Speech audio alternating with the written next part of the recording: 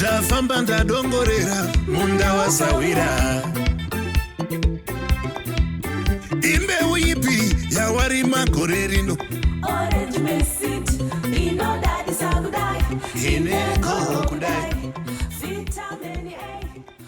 Biofortification is a process of breeding food crops that are rich in micronutrients, such as vitamin A, iron, and zinc. Large sections of our population are often sick, tired, less productive, hence over 26.2%, an unacceptable figure, of our children are stunted and thus not able to fully perform well in school, and many adults are unable to contribute meaningfully to programs that enhance their livelihoods, communities, and national development programs. It's helping to deal with this hidden hunger issue, micronutrient deficiencies, and all the additional benefits that come from that. If you solve the micronutrient deficiency, it has benefits to health beyond just the nutrition, if you know what I mean. So that's why we as a seed company are enthusiastic about it. We are producing and marketing the orange maize, a variety called ZS244, and the iron bean, the newer 45.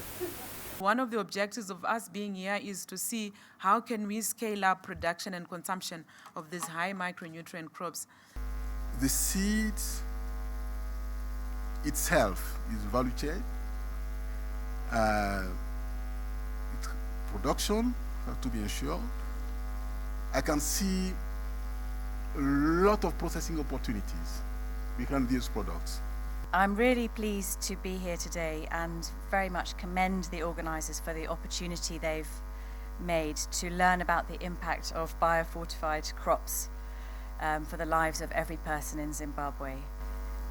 I represent DFID, which is the UK's Department for International Development. It's part of the UK government. We have an ambition not just here but globally for inclusive human development, including nutrition. So we all know that globally micronutrient deficiencies or hidden hunger is an issue that holds back prosperity. It affects over a quarter of the world's population, which is really shocking. And what we eat is critical to who we become as adults. So malnourishment really costs us all. The estimated impact on the global economy has been estimated as potentially as high as $3.5 trillion a year, which is enormous, or as much as $500 per individual. And these are astonishing sums, but this is because potential economic growth is reduced due to human health costs, including lower productivity, preventable deaths, and illnesses. Tragically, nearly 45% of deaths among children under 5 years of age are linked to poor nutrition factors. As you have heard repeatedly today, biofortification is a nutrition-smart agricultural intervention supported by robust scientific evidence demonstrating that regular consumption of traditionally cooked biofortified food crops improves the nutritional status of the most vulnerable groups of our communities. These groups include rural and margin urban, poor women of childbearing age, pregnant or not, and children. Closer to home, this technology is in line with the country's Transitional Stabilization Program, or the TSP, acting as a catalyst towards achievement of President E.D. Mnangagwa's Vision 2030 of making Zimbabwe an upper-middle income economy. Hidden hunger affects the productivity of adults and increases the burden on the health sector due to increased diseases burden. The World Bank even estimates that Zimbabwe loses over 24 million United States dollars annually due to vitamin and mineral deficiencies. Ladies and gentlemen, this event has come at an appropriate time when my ministry has put in place a National Agriculture Policy Framework, or as we call it, NAPF, which will run from 2019 to 2030, to guide the sector in line with encouraging investment into agriculture that ensures wealthy creation and food security. One of the pillars under the framework will be driving the food and nutrition security resilience, issues for which biofortification will top the agenda.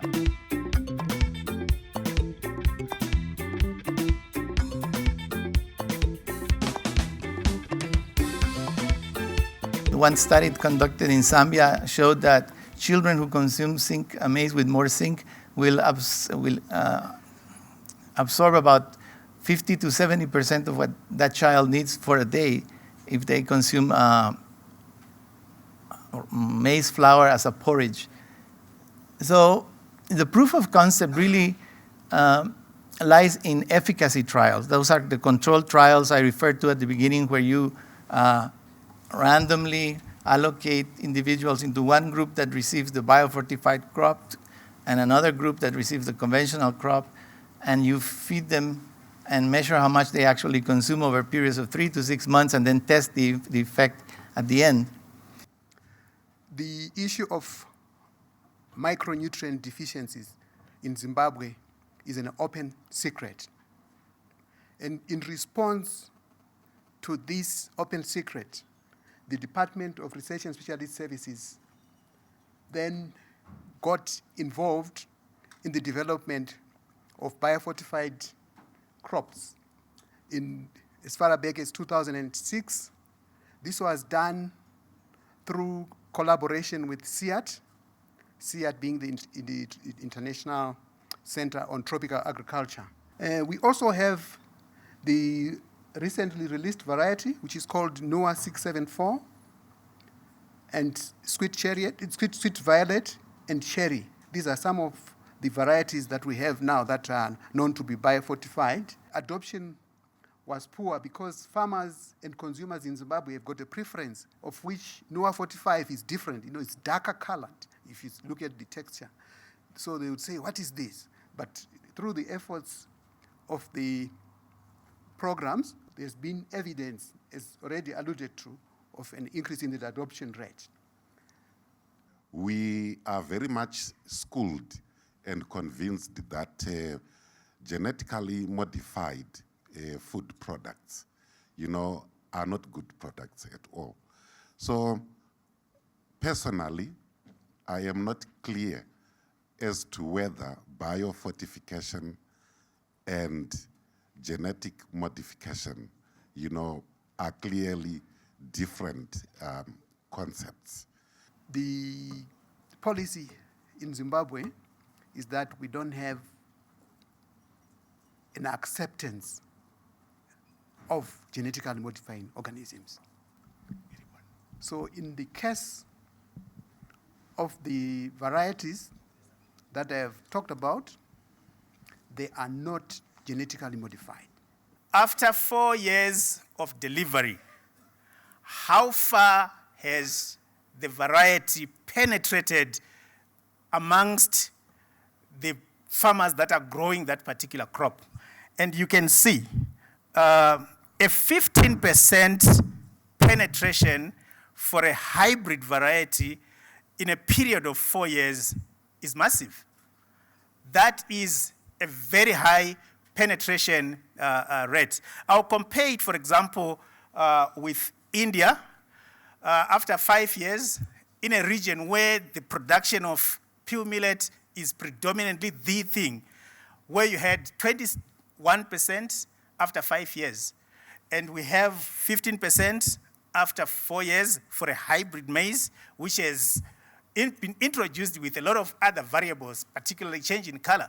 So that is, to me, extremely, extremely impressive. 35% penetration of high iron bean seed. But with high percent from the farmer to farmer, I think you can see why we had such a very fast rate at which the penetration of iron beans was actually happening. There's a lot of farmer to farmer sharing. I think we'll talk also about what kind of farmer to farmer sharing are we talking about. In other countries, they use what we call mandatory sharing because for sustainability, we are saying there is no free seed from Harvest Plus and these partners. So if you get 1 kg of seed, pay that seed by giving another farmer. So that's not voluntary. So we should also be trying to be innovative around the same to actually boost our spread or diffusion of the varieties amongst farmers.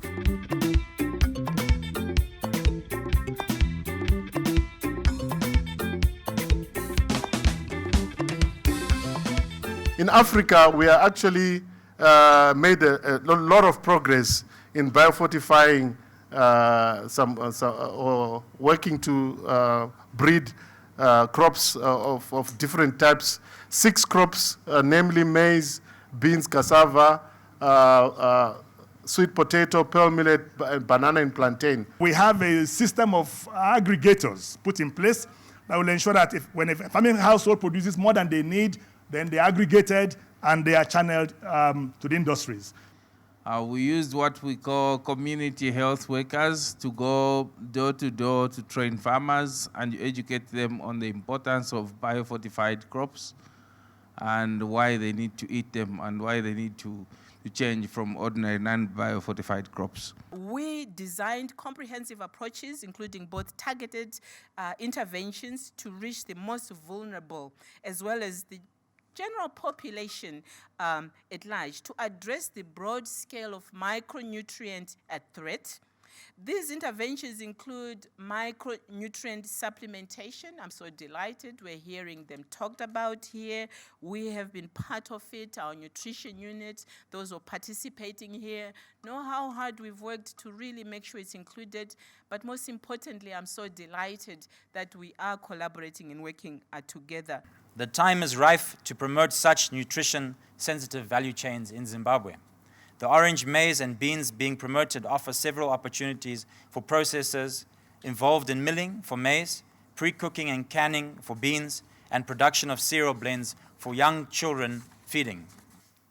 Malnutrition continues to be a major public health and socio-economic problem in Zimbabwe, affecting mostly children, you saw them here, under the age of 5 years and women of childbearing age. Although some progress has been made over the past few years, our national statistics still show that approximately 27%, nearly 1 in every 3 children, is still too short for their age. Agriculture is a sector, has the primary goal of producing food and nourishes the nation. Developing nutrition-sensitive agriculture value chains, including for indigenous crops that are better adapted to our local climate, and these high-yielding and high-nutrition biofortified crop varieties will go a very long way towards the realization of food self-sufficiency and surplus for our great nation.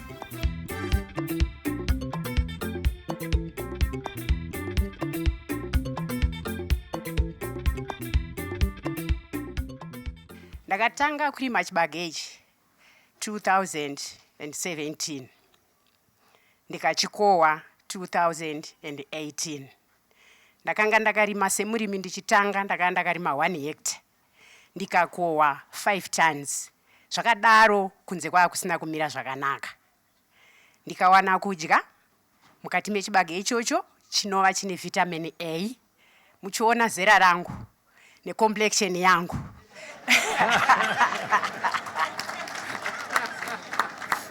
Nepandimire vazhinji vari muno vakasvika pandinorimira. Ndiri murimi akagezeka, ndiri murimi anokohwa, ndiri murimi asina nzara. Tinorima orange maize nenowa 45 beans nenyemba dziri biofortified. I am a farmer of orange maize, Noah 45 and cowpeas. Orange maize ine vitamin A. Nito tione zvakanaka, ganda redu rite zvakanaka. Tikatarisa paage papazarwa namama, I am 53, but zvichiri nani. Orange maize helps me see better. It improves my skin. I'm 53, but as you can see, it doesn't show. Kana kuchecha Bible tinoerenga. Even at church, we can read the Bible.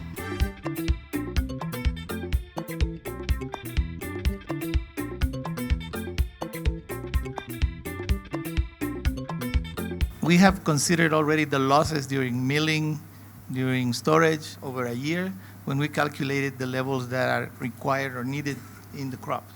So when we say if you have 10 parts per million of vitamin A in the corn, we think that people will end up getting 2 or 3 parts per million, and that will be enough to provide about 30 to 50% of the requirement in countries like Zimbabwe where you eat a lot of maize. Yeah. We are grateful for all the players that have come to the table.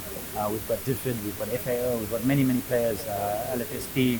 So we're very grateful, and we're working with them. We meet with them constantly. So however we can provide assistance, they know that our doors are always open to them.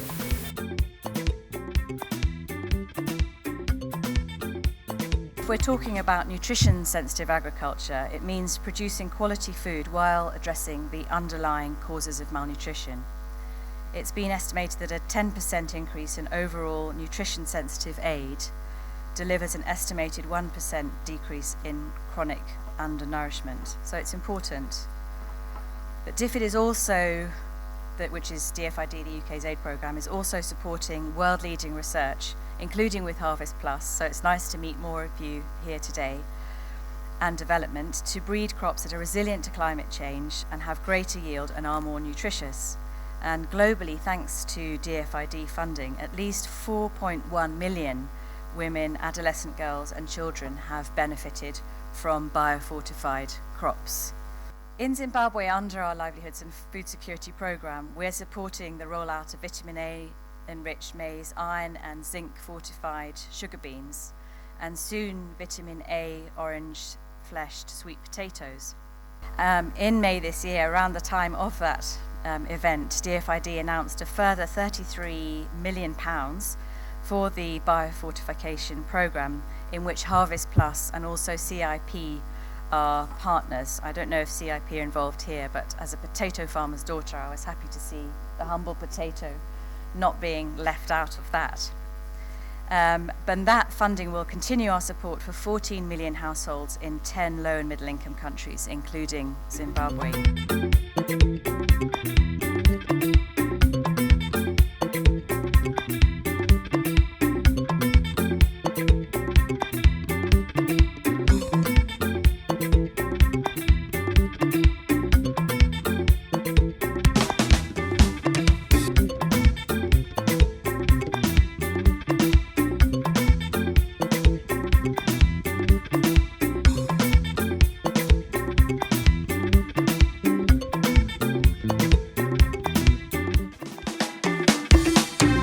Ndafamba ndadongorera munda wasawira. Imbeu ipi yawarima gore rino? Orange maize seed, inodadisa kudai. Ineko kudai. Vitamin A, utano kudai. Limi orange maize seed, ufuna